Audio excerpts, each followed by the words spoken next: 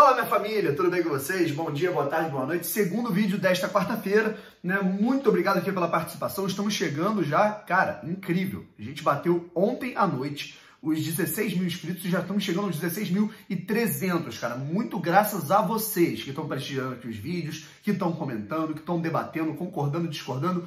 Tanto faz. É importante você se inscrever aqui no canal, que em menos de 6 meses já tá bombando aqui falando sobre Botafogo, ativar as notificações e mandar aqui o teu nome e a cidade de onde você tá falando. Já falei, tem que ser a cidade para eu falar aqui e mandar esse salve. Então vamos lá, tá, rapaziada, que eu vou mandar os salves dessa vez aqui, né? O Franco de Carajás, o Rui Dantas de São Gonçalo e o Marcelo de Iguatu. Então esses são os caras aí. Muito obrigado pelo prestígio, muito obrigado aí pelos comentários. Eu vou ler de mais dois aqui, que tem o Samuel Lemos, lá de Barcelona, que acompanha aqui o canal, e o Kleber Fernandes, não botou a cidade, mas falou que é lá da Argentina. Eu achei legal a gente falar um pouco sobre isso. Então, estão dados aí os abraços aos amigos que estão prestigiando aqui o canal. Vamos debater mais um pouquinho sobre Anderson Barros, que se desligou do Botafogo da madrugada de terça para essa quarta-feira, em direção ao Palmeiras. O que a gente pode falar dessa situação? O que muda sem Anderson Barros? E analisar um pouco do que foi esse trabalho dele,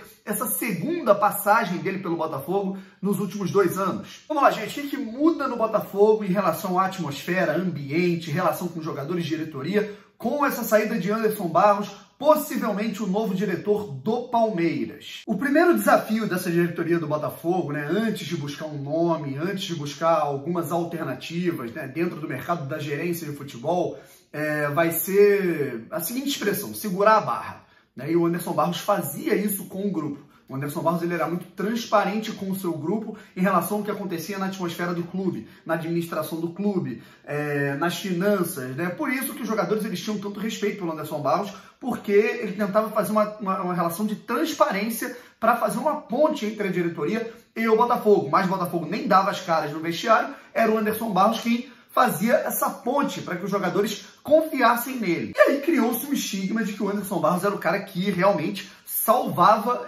a situação do grupo, segurava a onda, segurava a barra realmente dentro do vestiário para tentar resolver situações de salário, tentar pressionar a diretoria por um pagamento dos jogadores, tentar até correr atrás de recursos. Isso era uma coisa que ele fazia bastante, né? E muito por conta disso, né, dessa situação de segurar a barra em momentos difíceis, ele é um cara que está chegando com esse respaldo, muito por conta disso, no Palmeiras. Então, o primeiro desafio da diretoria do Botafogo, desse comitê, a cúpula do futebol que foi criada, é uma relação de transparência, uma comunicação boa, principalmente com os líderes do elenco, o capitão, os líderes do vestiário, para tentar realmente explicar a situação e para que haja um acordo, vamos dizer, uma comunicação singela entre ambas as partes, sem a necessidade, né? Não vai poder mais ter necessidade do Anderson Barros porque ele foi embora, né? Então, a situação ela vai ter que ser de transparência para que o grupo confie nas pessoas que vão tocar o futebol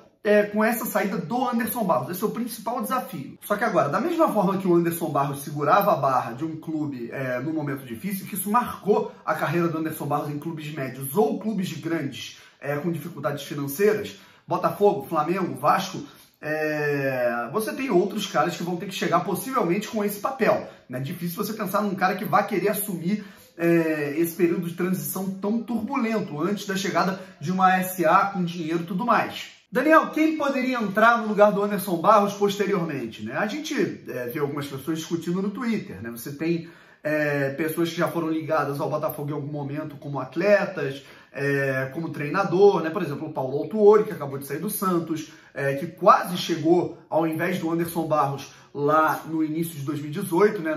Naquela transição de 2017 para 2018 com a saída do Antônio Lopes, né? Você tem também a possibilidade, né, um nome, né, que vem sendo falado muito no Twitter, né? O do próprio Túlio, que jogou no Botafogo, volante do Botafogo no início do século, né, que hoje vem fazendo um trabalho muito bom no Goiás. Um cara que também é um nome interessante também é o Ximenes, né, que já está um pouco parado lá desde 2014, 2013. Né? Então você tem alguns nomes aí que tem suas características positivas e negativas, claro. Agora, Brownie, vamos lá.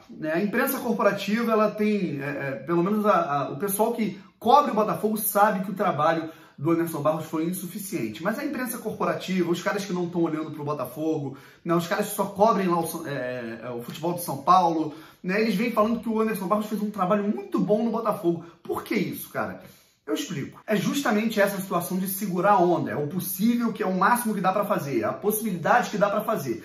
Né? E aí a gente não via, né? Um cara quando ele é dirigente do Botafogo, né? Um cara quando ele é dirigente de um clube, né? Ele tem que abraçar a ideia do clube e não apenas do vestiário. Eu vi o Anderson Barros se relacionando muito bem com os jogadores, eu vi o Anderson Barros sendo muito transparente com os atletas em relação a salários, tentando realmente blindar o vestiário dos problemas, né? Mas a partir do momento em que o cara é um diretor do clube, né? De futebol de um clube, ele também tem que colaborar assim, pelo bem-estar financeiro do clube. Né? E aí eu via alguns contratos, né? A gente vê alguns contratos de jogadores longos, né? Com salários altos, né?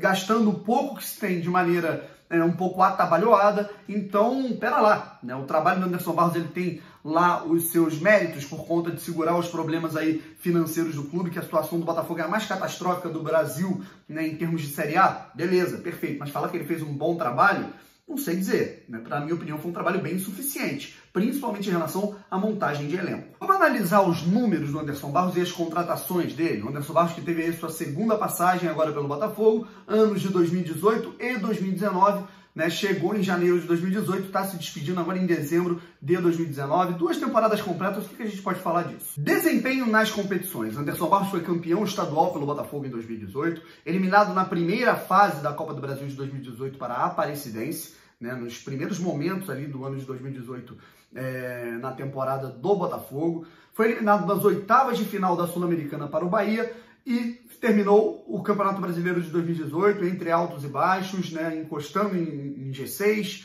encostando na zona do rebaixamento, terminou na 9ª posição. Em 2019, teve um campeonato carioca absolutamente patético, beirando ali os clubes que estavam ali na zona de rebaixamento por um momento do Campeonato Carioca, eliminação na 3ª fase da Copa do Brasil para o Juventude, eliminação nas oitavas de final da Sul-Americana para o Atlético Mineiro e 15ª colocação em um Campeonato Brasileiro que foi muito mais desesperador do que o campeonato do ano passado, de 2018. Então, em termos de desempenho, ele sai com um título e algumas eliminações bem vexatórias, principalmente em Copa do Brasil. Número de treinadores, né? Troca de técnico constante do Botafogo, né? Você teve Felipe Tigrão, demitido em 1 mês de trabalho. Alberto Valentim, né? Teve aproximadamente 4 meses de trabalho no Botafogo até pedir demissão em direção ao Egito. Marcos Paquetá teve 1 mês de Botafogo. Marcos Paquetá teve 1 mês para trabalhar no Botafogo. E depois Zé Ricardo. Zé Ricardo foi demitido também no mês de abril de 2019, após a eliminação para o Juventude. Aí chega Eduardo Barroca. Eduardo Barroca teve 6 meses para trabalhar no Botafogo, também foi demitido. Volta Valentim. Então você teve 6 trocas de comando técnico em 2 anos. Cara, isso é muita coisa. E agora vamos dar uma olhada na lista de jogadores contratados, né? Vendo o que o Anderson Barros fez de bom, o que o Anderson Barros fez de ruim. Vamos lá. Em 2018, tá? E lembrando, gente, isso daqui não é apenas, isso não se remete a todos esses jogadores são responsabilidade do Anderson Barros. Não. O Anderson Barros, ele contrata, ele é o diretor, mas você também tem o Noronha, que foi o vice-presidente de futebol do Botafogo nos últimos 2 anos. Você também tem os técnicos, por exemplo, o Zé Ricardo foi o cara que montou a pré-temporada do Botafogo no ano passado. No ano retrasado, quem montou foi o Felipe Conceição. Então é o seguinte, né? Você vai ter aqui Leandro Carvalho, uma boa aposta. Luiz Fernando, uma aposta que não deu certo aqui, pelo menos na última temporada. Renatinho, outra aposta que não deu certo. Chiesa, né? Péssimo negócio, um contrato longo com um salário caro para um jogador de idade, né? Isso daí é uma grande marca assim, desse trabalho do Anderson Barros, alguns jogadores refugos ganhando mais do que deveriam. Moisés, né? Foi uma alternativa encontrada ali para a lateral esquerda, também acho coerente. O Iago foi também uma montagem do elenco, também não vejo problema nenhum. Marcelo Baiano, para mim, bizarro. Marcelo Baiano foi bizarra a contratação, o Botafogo já era cheio de volantes, principalmente volantes da base, jogadores das categorias de base. Isso daí é um bom ponto para eu questionar o Anderson Barros, porque né, a maioria dos jogadores das categorias de base do Botafogo, principalmente do time que foi campeão brasileiro sub-20 em 2016, não tiveram oportunidade, e se tiveram foi por pedido de técnicos, pedido do Zé Ricardo, do Valentim, do Barroca, né? Por exemplo, o Lucas Campos estava lá encostado no Paraná, né? Não estava nem nos planos. Voltou, né? Teve algumas boas partidas, o Juan foi aproveitado pelo Valentim, né? E o Anderson Barros, ele parece que ele não olha para a base, ele não tem o menor interesse em olhar. E não sei se ele vai ter essa mamata toda, esse respaldo todo, esse campo aberto para fazer o que ele quer no Palmeiras. Então ele quebra o olho. Continuando, Aguirre, né? Eu vou isentar um pouco o Anderson Barros, porque o Aguirre foi mais uma pressão da torcida, uma questão lá dos torcedores ilustres e tudo mais, né? Então foi mais com o coração. Embora eu não sei qual foi o posicionamento do Anderson Barros em relação a essa contratação, mas enfim. Jean, né, que foi um cara também para compor elenco, que foi importante em 2018, só caiu de produção em 2019. João Pedro, pedido do Valentim, e o Eric. O Eric realmente foi um bom acerto. 2019, aí começa a ficar um pouco mais bizarro. Zé Gatinha, aí a gente vai lembrar, o cara que fala que o Anderson Barros fez um bom trabalho, provavelmente ele não conhece a história do Zé Gatinha. Com todo respeito ao atleta, ao jogador, que está desempenhando seu futebol lá em Portugal nesse momento. Né? Mas o Zé Gatinha era um jogador da 4ª divisão do futebol paulista. Ele atuava na 4ª divisão do futebol de São Paulo pelo Flamengo de Guarulhos. E ele começou a temporada escolhido pelo Anderson Barros para jogar no Botafogo. Enquanto isso, o Ezequiel, por exemplo, foi emprestado para o Sport, né? Será que o Zé Gatinha tem mais potencial que o Ezequiel? Enfim, coisas que só Anderson Barros explica. Né? Vamos lá. Alan Santos, que na minha opinião é um bom jogador, não se desempenhou bem no Botafogo, né? Mas que é um jogador que tem as mesmas características, por exemplo, de um Leandrinho, que estava aqui no Botafogo, né? Que possivelmente ganha ali o salário na mesma casa e aí foi cedido lá pro Sport. Né? Vamos lá. Diego Cavalieri, bom acerto. Aí realmente tem seus méritos. Gustavo Ferrarez, foi uma tentativa para compor o elenco. Né? Chegou a começar bem o Carioca, foi decaindo. Gabriel, né, envolvido na negociação com o Igor Rabelo. Aí tem mais gente envolvida nessa negociação aí. Alex Santana, na minha opinião, um bom negócio. Cícero, para mim, um dos mais bizarros, né, se você for parar para pensar que é um jogador de 35 anos. E aí quem montou esse contrato, só Deus sabe, não sei se foi ele, não sei se foi o Noronha, mas aí uma cláusula de renovação automática por 2 anos, 300 mil por mês para um cara que teve que, quando terminar o contrato, vai ter 37 anos. Bizarro o Cícero. Diego Souza. Foi uma aposta para um cara que fosse ser aí como é que eu posso dizer? O protagonista técnico, na qualidade técnica do time. Eu também acho que foi uma aposta, né? O problema é essa cláusula de renovação automática. Vitor Rangel. Vitor Rangel eu também acho que não foi obra do Barros. Né? Vitor Rangel, na minha visão, eu acho que o Barros ele não teve tanto a ver com isso, mas o Barros, não sei como é que ele se posicionou em termos de não quero que venha, né, não é para vir, mas enfim. E o Birubiru, né, que aí realmente foi uma fatalidade. O Birubiru passou mal, né, teve aquele problema cardíaco e aí não pôde desempenhar pelo Botafogo seu papel, só que aí ninguém contratou ninguém, não houve nenhum substituto para vir no lugar do próprio Birubiru. E para finalizar, vale colocar na conta do Barros a contratação do Marcos Paquetá. Marcos Paquetá foi obra de Anderson Barros, né? O Marcos Paquetá, que chegou logo depois do pedido da saída do Valentim, e aí o Botafogo estudava algumas possibilidades do mercado, tinha o Zé Ricardo, que estava com a proposta da Arábia, você tinha aí o mais Botafogo querendo o Milton Cruz, e o Anderson Barros, né, pedindo, né, o Marcos Paquetá, falando que tinha um nome, né, e esse nome era um cara que estava há 14 anos do outro lado do planeta, lá no Paquistão, na Líbia, não conhecia nada do futebol brasileiro, não sabia o nome dos jogadores, substituía errado porque confundia os nomes. Então, cara, né, obra de Anderson Barros também. Portanto, resumindo, Anderson Barros teve seus méritos em segurar o vestiário, segurar a onda, né, os problemas, né, você blindar o vestiário dos problemas. Perfeito, concordo, e eu acho que é por isso que ele está tendo respaldo para trabalhar no Palmeiras e por isso que tanta gente que não acompanha o Botafogo fala que o trabalho está sendo bem feito. Mas um diretor de futebol ele não pode pensar apenas nos jogadores, ele não pode pensar apenas no vestiário, né? Ele não pode encantar apenas aos jogadores. Né? Ele é um cara que ele tem que fazer um trabalho pensando também no futuro do clube.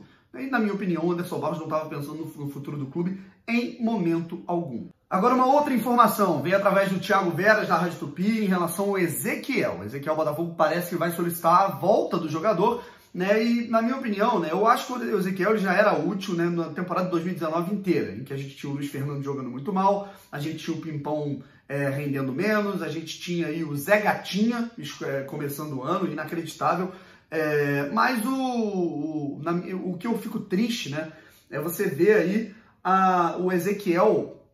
Como é que eu posso dizer? Assim como o Ezequiel, o Leandrinho, outros jogadores da base, Bochecha, Enfim, atletas da base sendo escolhidos, sendo usados, né? E o Botafogo falando, opa, quero, né? Só no momento que o Botafogo está na dificuldade, no momento que o Botafogo precisa, no momento que o Botafogo está desesperado e sem dinheiro.